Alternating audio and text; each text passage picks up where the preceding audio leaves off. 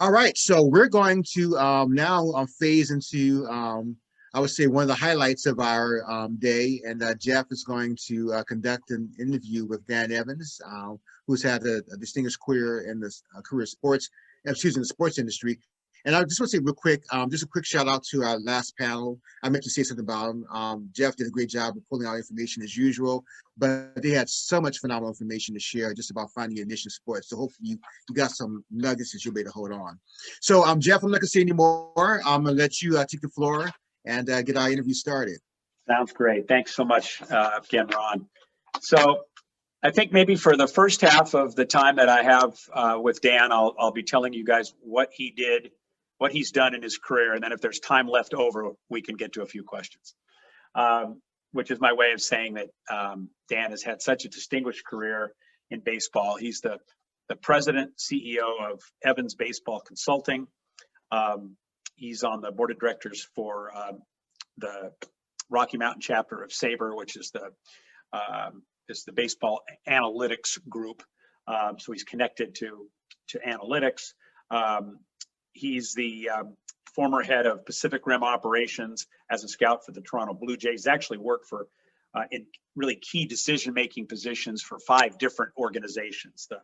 The White Sox and Cubs in his hometown of Chicago, which DePaul, and then the great opportunity to become executive vice president and general manager of the Dodgers. He's also worked for the Seattle Mariners in an executive decision-making position. He worked for almost 20 years for the White Sox, became assistant GM, director of baseball operations. These are among the players that he was directly involved with either signing, drafting, or acquiring for the White Sox. A couple of future Hall of Famers in Frank Thomas and the late Tom Seaver, Robin Ventura, Paul Konerko. Still breaks my heart that the Dodgers traded him to the Reds. And Bo Jackson. And then with the Dodgers, he drafted future All-Star Matt Kemp and Russell Martin. In addition, 3 of the first 4 Taiwanese major league players have direct ties to Dan and his scouting. Yet through all of that, Dan may eventually be known as the person that hired Kim Ng, who became the first general manager in a major North American sport, female general manager, when she was hired to be the GM of the Miami Marlins last November. And I think every story I read about that historic hiring included quotes from a proud as a papa, Dan Evans. And I will tell you this, I always see great joy in Dan's face and in his words when he gets a chance to impact other people's lives, especially the next generation in entering sports business and sports media. So Dan, it's an absolute joy. Consider you a great friend, and I'm so happy to introduce you to the students today. So welcome.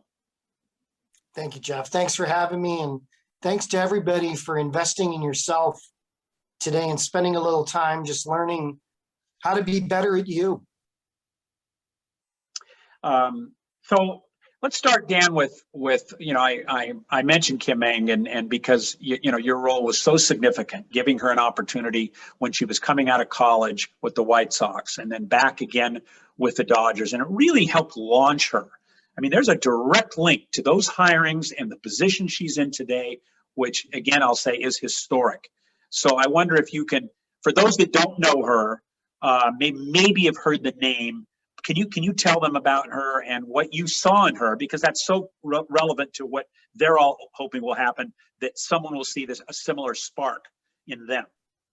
Well, first of all, Jeff, she's an extremely talented person, and has probably been the best qualified candidate for a general manager job for a decade, maybe to 15 years. So this is an incredibly versatile person. And I think that's something that I would stress to all of you. Versatility early in your career opens doors. You're going to get narrowed. You're going to get siloed as you get older. But early in your career, that ability to do multiple things will get you in the room to be part of the process. Kim joined me as an intern just months after graduating from the University of Chicago with honors. And at the time, this is 30 years ago. As some of us on this call remember, most of you were not alive. There was not equal opportunity for women or for minorities in professional sports. It was just very clearly a barrier. And the great thing about Kim is she was the right person to break these barriers, because she's not only a terrific human being, but she's very mature, very sophisticated, very worldly, very articulate, because the bar is a little higher for her. She's coming in to break a glass ceiling, and it's going to be really important for her to do well. She has a great chance of doing well. But Jeff, she came in the room. The fun story about it is my then 3-month-old youngest daughter was sound asleep in a playpen in my office during a work day. I just had to bring her into work. And here's Kim, nervous like anybody else would be. Over 100 people interviewed for that job. And Kim came in, knocked on the door, saw my little girl, and just said, wow, I'm sorry, I didn't expect this. I said, that's okay, let's take a little walk. Took a walk, came back, and I'd say 2/3 of the meeting, I had my little 3-month-old hanging on me, and it showed great character. You never know what's going to go on in an interview, so you got to be prepared. Was she nervous? Of course. But both times I hired her, Jeff, I hired her for a different reason. The first time I hired her to bring in a really great new, I would say, member of our organization who could help us with technology and take some of my workload off. The second time I hired her, it's because she had been in the World Series the last 4 years with the Yankees and now was a winner. And as you remember, when I joined the Dodgers hadn't been in the postseason in an elongated period. And I tried to surround myself with people who had won. 10 years after being hired as an intern, she already had the winner tag set on her resume. And that's extraordinary. Yeah. And I should have added that when the Dodgers won the West in 2004, it was the first time in a long time that they had been there under your leadership. So interesting. So Kim is interviewing for what was described as an internship. You mentioned 100 applicants. Yes. So look how we think of how competitive things are today. Well, I mean, she was just trying to get in the door for an internship back then. It wasn't like a full-time key front office position, but right. It looked like she approached it that way, which I think probably helped her stand out too, to you. She did. Jeff, I think, for everybody on this call, you want to stand out. You don't want to be vanilla in the interview because you have to stand out if it's competitive. She brought a really impressive resume, but also brought a binder of things she had done and things that she could immediately do. And she's just coming out of college at this point. She doesn't have a 15, 20-year. Oh, no, not at all.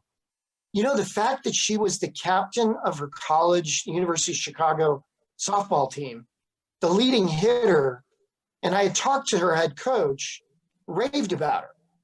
And I just thought anybody who's been a captain of a sports team has easy leadership potential because, your peers pick that. Not only that, Jeff, she brought a real keen insight to the game itself.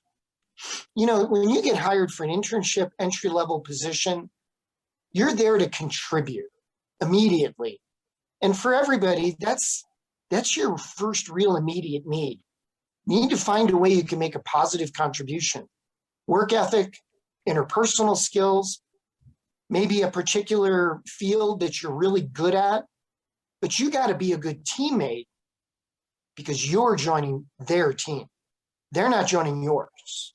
So and I think a real big thing that she brought to the table immediately was she volunteered to stay late. She would help other people in addition to me with projects. Never was the first one to leave. or the last one to show up. And as a result, made such a positive first impression on probably 20 people in the office. We didn't even let her internship expire. We hired her full time before her internship was over. So was there at that time, was there any barrier at all to entry as a woman?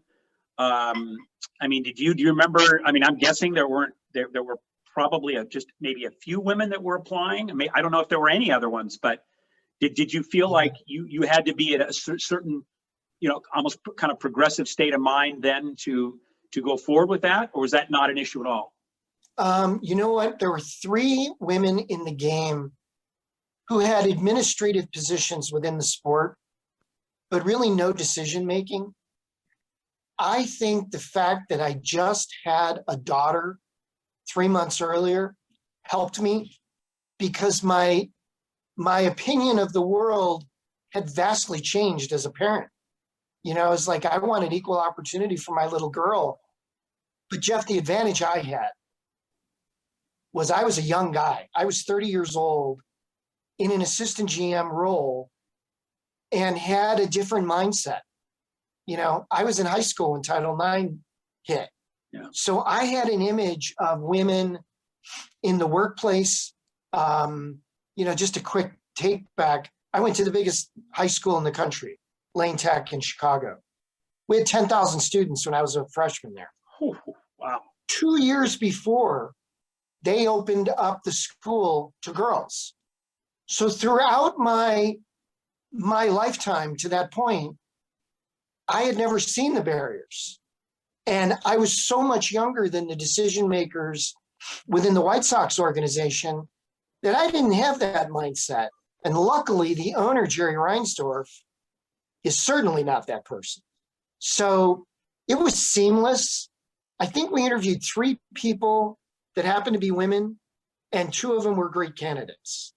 So, you know, I never worried about that.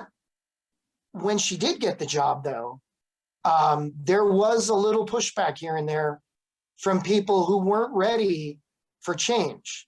Mm-hmm. And as I told them, either you change or you won't be working here anymore. A few people left. And I'm good with that. I was totally good with that. The fun thing was when she came to the Dodgers. The Dodgers, very progressive organization. Yes. I mean, with a Jackie strong Robinson. connection to historically to the Pacific Rim and Asia. Absolutely. Yeah. And at the time, 2 female vice presidents already existing, which really helped because she was in the room with other young women. And it was fabulous. I mean, it was really made me feel good.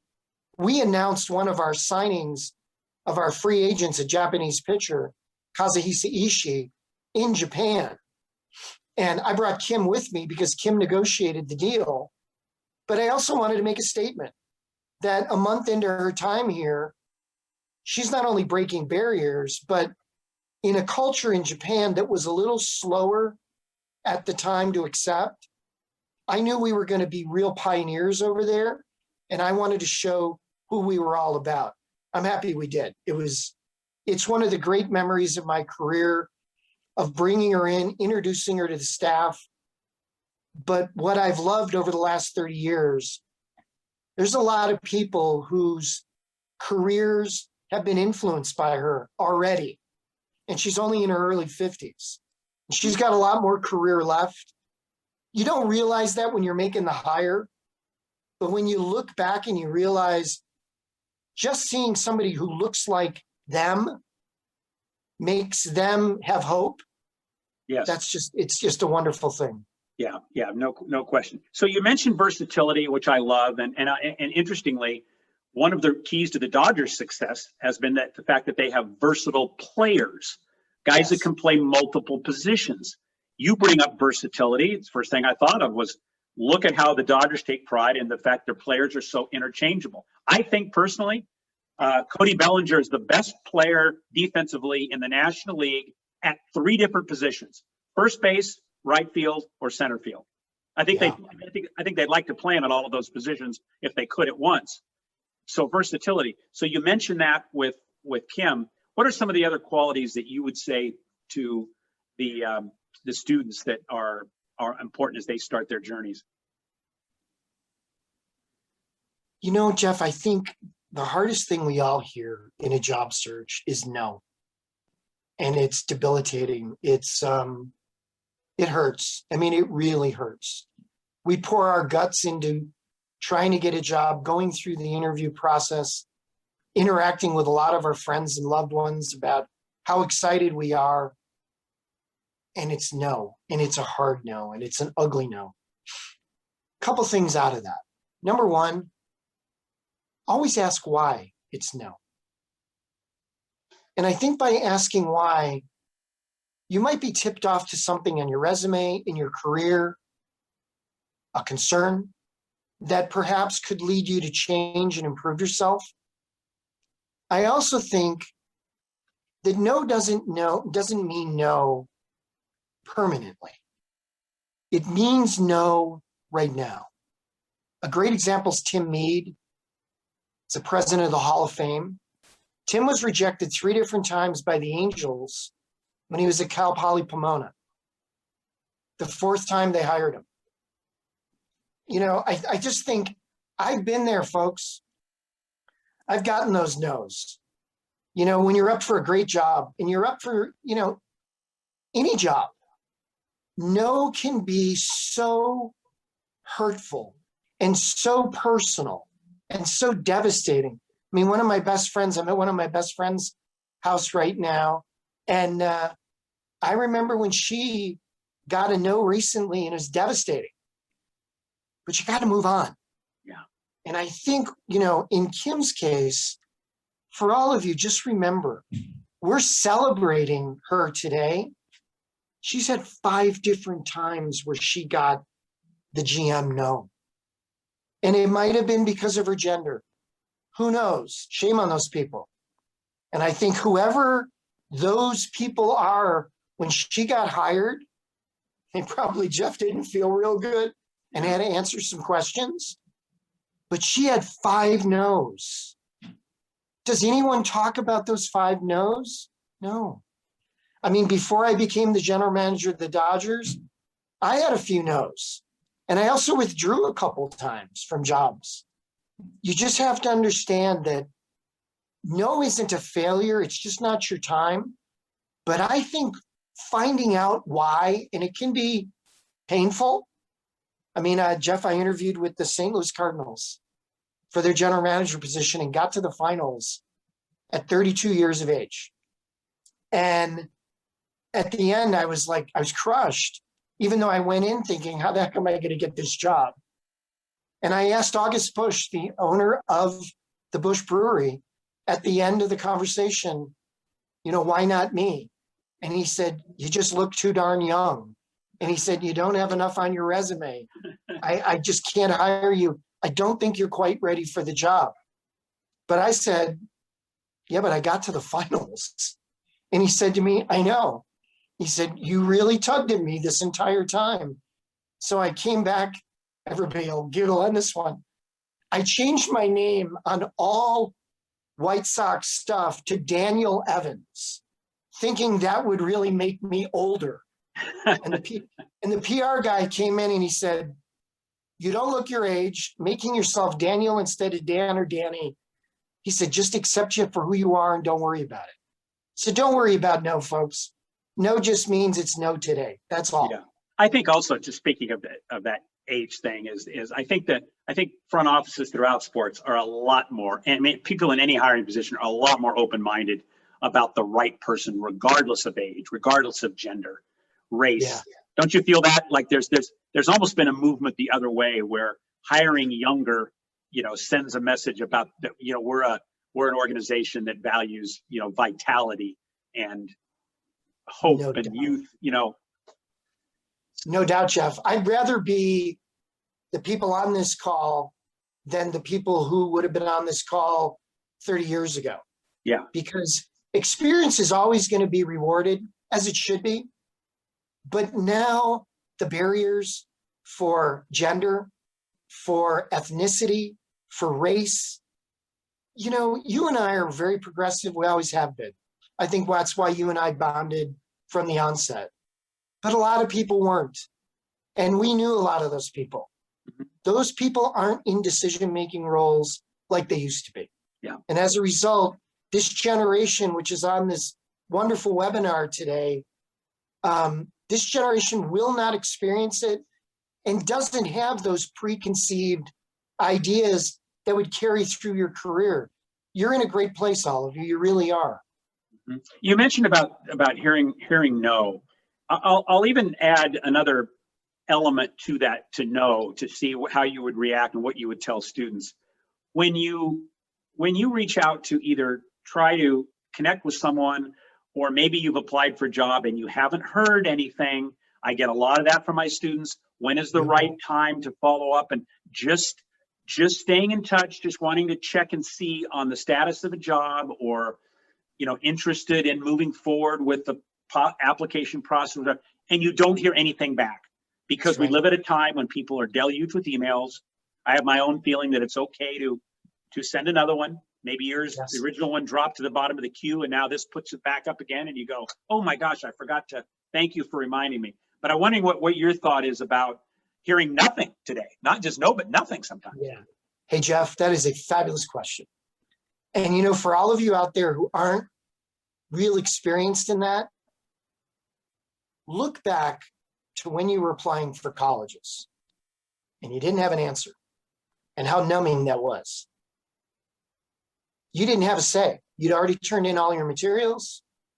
You filled in all the documents. You sent your check. You're done. Okay. You're just waiting. This is different. You have some control. I think the elephant in the room is what you just asked. Everybody's afraid to admit they're anxious, and they want the job, and they want an answer.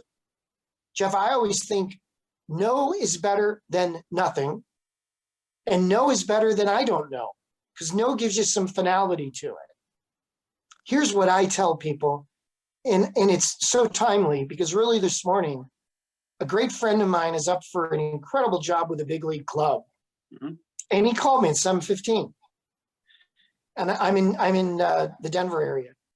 And he called me and he said, they told me they would get back to me by Thursday, and they haven't got back to me yet. What should I do? And for all of you, I recommend something strongly. The book Blink is extraordinary. That changed my life. Wow. And I told him, I said, listen, if your gut tells you that it's time to make the call, to send the email, do it. Jeff, I don't know about you. I feel very comfortable when somebody inquires about an ongoing job search, because that tells me they want it. Yep. That tells me that they're interested, invested, and excited, and also a little anxious. And that's why they're calling me or interacting with me. Don't be afraid to do that, because if anything, that will expedite a yes or a no. Now, it might expedite a no, but you know what? I'm always okay with that, because if I get a no, at least I know it's over. Yeah. And I don't have the anxiety, the tension, that mind-numbing experience of wondering, can I accept an invitation to this? I don't know if I'm going to be working there. I'm not sure. And all the insecurities of not knowing, for all you students, be that proactive candidate. Ask, inquire. And my feeling is, trust your gut. If your brain tells you to do it, don't worry about what other people are telling you and what might seem right for somebody else. You're the candidate. And if you're the candidate, be yourself from start to finish in the process. That's such good advice, Dan. That's just tremendous. For students that are looking to connect with potential mentors and leaders like yourself, and you're so good and you're so active on the social platforms. I neglected to mention, I should have, that in 2014, Dan's Twitter account was chosen by Forbes as one of the top 100 most must follow Twitter accounts. And Baseball America picked his account as among the top 50 baseball related Twitter account. So you've really embraced the social channels.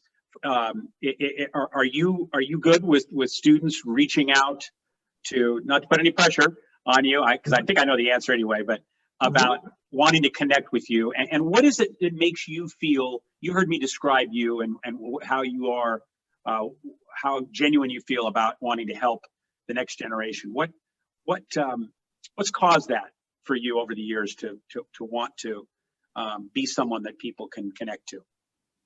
I'm that person, Jeff, a combination of two things.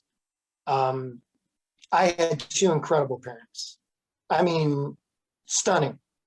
They've molded me about as well as I could have possibly been. And I think you're always a representative of how you were brought up. And I had a great family. Secondly, I was so lucky. I had the greatest mentors of anybody I know. I had 3 future Hall of Famers as initial bosses in my first 5 years. Wow. When that happens, you start to realize, and I didn't know it at the time, my dad on the back of a golf course one day, I was about maybe 5 years into my career, and he said, do you realize how lucky you are to be doing what you're doing with the level of men that you're working with? And I said, well, yeah. And he goes, no, I don't think you do. You're around some of the greats in the game, and they bring you into everything. For everybody, I was traveling with the White Sox. I was 21 years of age.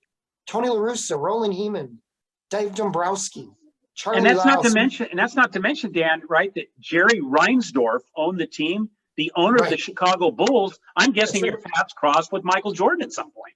Oh, I was the guy who signed him. His contract has my name on it. And I got to know Michael great. The guy that signed Michael Jordan for baseball. I forgot to add that to the introduction. Well, let's just say, signed him for baseball. That's Jerry Reinsdorf. But signed the contract administratively. Yeah, pretty cool. Yeah. But Jeff, when you have mentors of that caliber, I reached a point about maybe 15 years ago where one of them called me one day and said, hey, listen, you've been a really lucky guy. You've had a lot of good things happen to you. It's time to give back. And I had always been that guy. But when somebody directly tells you that, I decided, yes, I'm doing it. So I started teaching a class with Sports Management Worldwide, which is incredibly successful. And for all of you, just look me up. It's SMWW. I teach a class on how to get into baseball. It's an 8-week online course. We've had over 200 people graduate and go into the game. And you have people from around the world too, right, Dan? Literally. In this current class, we have people from 5 continents and 19 countries. It's ridiculous. I mean, I never would have thought that. But Jeff, as far as connecting, heck yeah. For me, that's how you network and that's how you get better. So here's some ideas. Connect with me on LinkedIn. I'm Evans Dan. Just had a little malfunction here. Evans Dan, I don't want you to see my friend's artwork. I think she and her husband will go crazy. Evans Dan on LinkedIn, and then start networking with me. I post a lot of things about jobs, advice. I repost a lot of stuff. It's really just to help people. Thank you for putting that in the chat. Whoever just did that, that was very cool. Secondly, connect with me on Twitter. I'm Dan Evans 108, 108 stitches in a baseball. Dan Evans 108 on Twitter. Follow me on Instagram.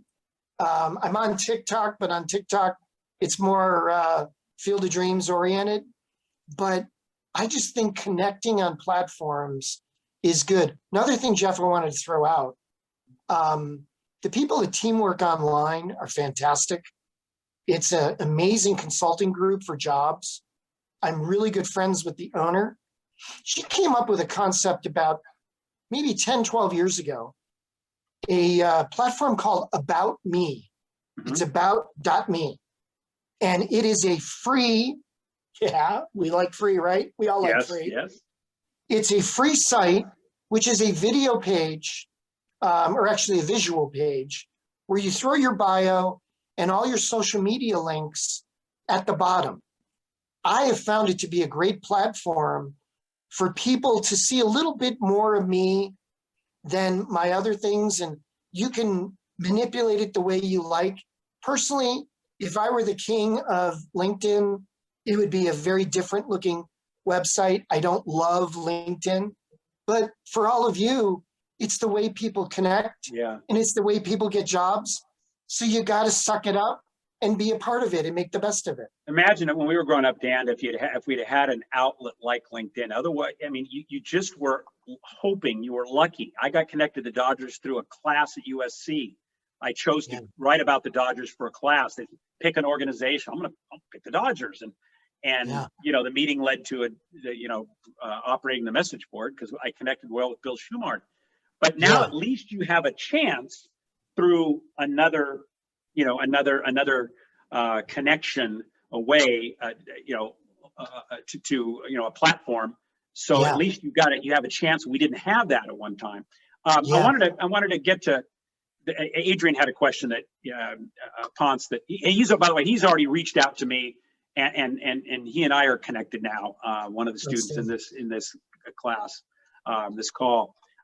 He just asked, what's your greatest life lesson from your time in baseball, whether it's came as a general manager or even now as a consultant? Don't be afraid of risk. I walked away from the White Sox at age 40. We were the organization of the year, and I was the director of baseball operations, and I just needed a new challenge. It was risky as heck. I had no job, hometown, had worked there almost 20 years. Everything was good, and I took the biggest risk of my career and just walked away without a job, shocked every single person in the organization. But I just reached a point where I felt I needed change. And I've always been somebody who kind of listened to my inner core, and I didn't worry about fitting in with everybody else. I think a lot of us are worried about how we'll be perceived. I was worried about what I looked like in the mirror. If I didn't like what I looked like, I was going to go do something. And Jeff, 6 months later, I was the GM of the Dodgers. Yeah. So I think don't be risk averse, and also be inquisitive. I think my inquisitive nature has helped me immeasurably in my career. You know, I have this big, bold-faced sign in my washroom at home. Why? And it's just why. And my why is, why am I doing anything? Yeah. Am I doing it because it's fun? Am I doing it because it's good? Am I doing it because it helps people? I always want to have a reason, and, you know, a real, you know, for me, a calling as to why I do it. And being curious, like Ron just said in the chat, you know, being curious will never harm you. Oh. Get you opportunity. It's so great. I was looking back at my notes from Brian Clapp, who's the VP of workinsports.com, you know, great website. And Brian has his 3 C's: curiosity, competitiveness, and coachable. Be competitive, be curious, and be coachable. Yeah. And curiosity has come up a number of times over these 2 days. Being inquisitive, so important. Yeah. Well, and you know, being inquisitive doesn't mean you're being insubordinate. It doesn't mean you're bucking authority. It means you're wondering why. And for everyone, that's my memory of Kim. She would come in with a legal pad every day. She's the greatest note taker in the history of mankind. And she would write notes, and she would come in at the end of the day when I was throwing things in my backpack and would go, "Can I ask you a few questions? Why this? Why that?" Jeff, I don't know about you, but when your students ask you questions like that, makes you think about why you do it. And in some cases, refined my thinking. And I told her that a few times. But I think we're always sometimes worried about other people thinking, you know, this isn't 6th grade anymore, where you raise your hand, everybody goes, "Oh, come on." You know? Right. It's all about you and your brand. And if you genuinely have a question I remember once the chief of staff of the White House, I was there and I was interacting at the White House. I mean, one of the silly perks that you get in your gig as a general manager. Yeah. And the chief of staff of the White House said, I never have any problem saying, I don't know, because I say it to the president. And if I can say it to the president, you can say it to anybody. 3 days later, to the owner of my team, I said, I don't know, but I'll inquire about it and I'll get you an answer. And I've seen a lot of people have already followed me on Twitter. I mean, on Twitter and LinkedIn. But Jeff, being curious, being inquisitive, that shows you're engaged intellectually. Yes. And spirited. Everybody likes that on their staff. People who ask questions want to learn and want to contribute. That's so true. So true. I was thinking about what you were saying. Pete Carroll, when he visited my class several times over the years when he was a coach at USC, he talked about being in an interview. And if you don't know the answer to a question, say you don't know the answer, but say you'll get the answer. You'll find the answer. Yes. And he said, but he also said, then use that as a place to turn the interview in maybe a direction you'd want it to go. I don't have the answer that, but there was one thing I want, like, that's a way for you to turn it. Like, don't just be passive, question, answer, question, answer, question, answer. Like, Yeah. you know, I always say the last thing you want is to have a list of the things that are most important for you to bring up in an interview. And then Yeah. you're just hoping they ask. You get to the end of the interview and you've got 6 or 7 things that you wanted to bring up. Because they didn't ask, it just sits there. And it might be your Yes. best stuff. Yes. So turn it around and say, I wanted to add this. It's Yeah. not, don't just wait to the end when they say, do you have any questions? Because maybe by the end they're running late and they go, you know, that's it. We run out of time, you know? Great advice. But you know what, Jeff? I think that brings up an issue in society. I think a lot of people are really bad listeners. They hear, but they don't listen. They don't listen. And I think when you hear and you're just so focused on what you want to say next, in any conversation, whether it's your friends, your loved ones, your family, I think we all sometimes get caught up where it's about us and we want to get that next bit out. We can't wait to spew it. Well, if you're not listening, you can't respond in an interview in something that might makes you the guy, the woman. You get the job because you heard it and you responded. Yeah. I think the great leaders, most of them, and I do a lot of biographies, I try to read and learn about the great people in the world. I'm not going to be an Abraham Lincoln, but I can learn from Lincoln. I can learn from Churchill's flaws. But the great leaders, they're all good listeners. Yes. And the ones that So don't true. listen, yeah, but Jeff, think about the people in your career who were bad listeners. They made bad decisions because they didn't listen to the people around them, and their decision making was flawed. So one of my bosses once told me, you have 2 of these and 1 of these. You're already outnumbered 2-1. Make these work more than this. And in fact, Tony La Russa, and I think I told you this once at dinner in Rancho Cucamonga one night. Yes, Jeff, good memory. Tony La Russa said to me once, I don't want to hear from you. Nothing.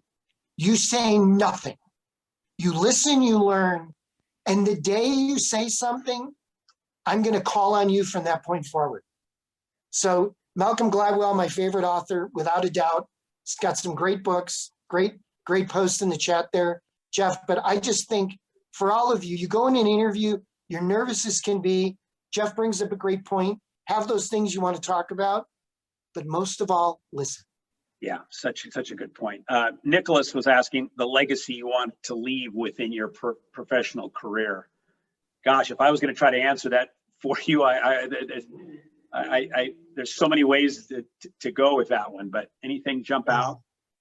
Yeah, recently, about the last 2 years, I've been consulting for the Field of Dreams movie site, and part of the reason I do that is it's a vehicle to improve people's lives using the game that's been so good to me. And, partially that comes in with my mentoring, partially that comes in with my consulting. The Field of Dreams is kind of my feel-good moment. I'm all in there. I'm totally invested. We're doing some amazing things with tournaments. We have the Baseballism site now. We're doing great things there. We have the game coming in August between the Yankees and the White Sox at the Field of Dreams. But I think, Jeff, helping people get better and using the game to promote the quality and opportunity for people who perhaps couldn't get it, always been kind of my mantra. But now I've got a platform, multiple platforms. For a long time, Jeff, I was obsessed with winning the World Series. Mm-hmm. And then I realized that shouldn't be how I'm measured, because that's not really about me. So I think I try to wake up every day, be a good person. Yep. I think, that's my mom's voice. Just be a good person and be fully engaged in life. And I'm a learner, and I always have been. And, I talked about being inquisitive. I am the most inquisitive person I know, and that'll never go away. But my legacy is taking the game that's been so good to me and giving back as much as I can, because I never expected the last 40 years. I never expected it. I wanted to be a criminal prosecutor and, just do that for a living. I got so much more. Jeff, I've traveled all over the world on somebody else's credit card. Mm-hmm. It's amazing. There's nothing like sports when it comes to the people that you meet. I always say I define every job I've ever had by the people I've worked with and for, and I think you'd be hard pressed to find an industry that exposes you to more interesting, uplifting, super exciting people than in sports. You also mentioned something, Dan, that I feel strong about. You just started with being a good person, because I think there's so much emphasis today on brand building. I mentioned this in class a couple of weeks ago. Like, that's fine, and we certainly want to build our profile the right way. But I always just say, don't overlook starting with something as simple as being a good person. That can be your brand. Because how many times have you heard people say, they end up saying, what made the difference in that person? You know what? They were a really nice guy. Like, they were just like, that comes back. Like, they're such a nice person. Like, that can be and should be the foundation of your brand. Sure, it's one of the few things you can control. You can't control too many things in your career. And it's humbling at times. I was the GM of the Dodgers. Team loses, I'm partially responsible, but I'm really not. I didn't throw the pitch, hit the ball. I put the best players I could. I could do a bad job and we could still win. I wanted to go back to something just to show people how sports can change your life. I was in Japan. I've been there about 50 times. I was there in 2016. I think it was May. And I realized that Obama was coming to Japan to meet with Prime Minister Abe at Hiroshima. Now I'm like in Japan. And I thought to myself, wait a second. Why don't I go down to Hiroshima and see something historic and see something where an American president is on the Japanese soil that was bombed in 1945, and how these two great men are confronting that. And, Obama is a Chicagoan. So I knew him a little bit, pulled some strings, went down on a bullet train, saw the speech in person, the most memorable moment in my life. I will never forget that day. I realized I was in a situation with 1 million people where I was one of the few Americans. Very few people looked like me in that crowd. I felt somewhat uncomfortable. I'd been to the Peace Memorial numerous times, but I realized, wow, the game took me Yes. here. And Jeff, I didn't plan on it. I was there to scout some guy, Otani, and I realized I could go to Hiroshima, go to that, and I could still get to a game that night with the excellent transportation in Japan. It's easily the most memorable day of my life. Wow. And the only reason I had the opportunity was because of an internship 40 years ago. That's so powerful, Dan. That is so powerful. There was a question, a baseball question that my good friend Woody Santian is asking that I wanted to get to. I thought this would be great. Given baseball being the national pastime for so long, kind of dwarfed now as every sport is by the NFL, but he's curious in your mind, what's the future for baseball going forward? That's a great question, Woody. I think the game has struggled a little bit, a little too reliant on teams and not individuals. I mean, just as a for instance, Woody, I love Steph Curry. I never miss a single game Steph Curry plays. I don't care who they're playing and what time it is. It's on my DVR. I even have, I have the NHL on my phone because I love the Blackhawks, but I love Patrick Kane. So I watch for the individuals. I don't root for logos except at the university level. I'm a DePaul grad. I root for my Blue Demons. I think the game veered a little bit, or no, I shouldn't say that. I think other sports veered, and I think baseball stayed in their lane. So I think, Woody, one of the things we should do better is we're already doing it. We're global now. 38% of the players are not domestic draft choices. So there's players from all over the world playing baseball. I think that's great for the sport globally. Secondly, I think we should embrace their emotions and their enthusiasm. Flipping a bat, when Batista flipped the bat for my Blue Jays, a lot of people were mad. Well, I wasn't pissed. I was thrilled. And one of my kids called me out and said, "You wouldn't like that if it was against you." And I said, "No, but it was for me, so I'm all in." And I think, Jeff, we forget sometimes we're entertainment. Yeah. We're not life and death. This isn't a cancer hospital. This isn't a first responder. This is baseball. When Tatis hit the home run in the 3-0 count, I heard all the pushback. Hey, for me, don't fall behind 3-0 and don't make a bad pitch. Mm-hmm. I think we should embrace this wonderful generation of young players that are fun to watch.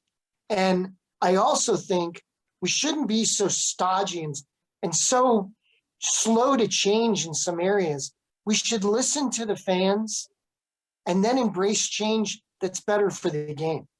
Going back to your point about being a good listener again and hearing what they say and how you could improve. I love your point about Steph Curry. Like, baseball needs to do even a better job of focusing on those real difference makers. That they can be icons, not just in their sport, but in a culture, which Steph Curry has become. And Steph Curry's a great guy. And we know that because of social media. Right. You can follow him on Instagram and follow him on Twitter, and you see him doing fun things, interacting with guards and interacting with security people. He has fun doing what he does. Oh, and he happens to be the greatest shooter in the history of the world. Yeah. So, I mean, it's like I embrace sports as entertainment. And I think as a sport, whatever my dad and your father and our grandfathers did, that was wonderful. But today is the moment. And we celebrate the past. And this is part of my board membership on SABR. Celebrate the game's past, but also celebrate its future. Mm-hmm. And fully get in for the future. Because, someone like Mike Trout, 40 miles south of you right now, is an iconic generational talent. He's going to go down as one of the greatest players of all time. Let's celebrate him now at age 29. And let's not wait till he's 45. Let's enjoy the heck out of him right now. So true. You know what, Dan? We're celebrating the future today with the people on this call. And I thank you from the bottom of my heart for taking the time. I already know that when I have you on my podcast, I might have to make it a two-parter with all the subjects we're going to cover. Proud to call you a friend, Dan. Proud to call you a friend, and I think the students here feel the same way. Like they just met a new friend, and boy, are they lucky! And boy, were we lucky. Well, Today, Dan. I'm wholly appreciative of being invited, humbled by the invitation. For you and Ron to bring me in, I'm very thankful, and I'm sincere to all of you on this call today. Connect with me, and if I can help you, I will, and if I can't, I'll find someone who can. Thanks to all of you. Yeah, one of my favorite people, Dan Evans. Ron, it's all yours. All right, Jeff, thank you again. What a wonderful interview. Dan, you're so awesome. And I'm not saying that lightly. I just like, man, I was like, I'm just so glad that Jeff recommended you. And, you know, I got a good vibe about you when we first connected on LinkedIn. The fact that you knew Jeff helped, but just the vibe I got just through our connection. And then, of course, getting a chance to connect with you a little bit more on our call the other day. I said, he seems like such a nice guy, such a fun guy.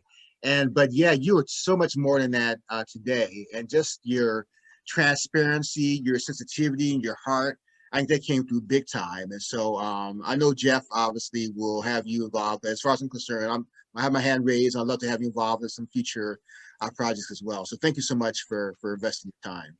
Love to. And for everybody, good luck in your career search. Just go get it. You've got great people leading you. Lean on them and then lean back when you're done.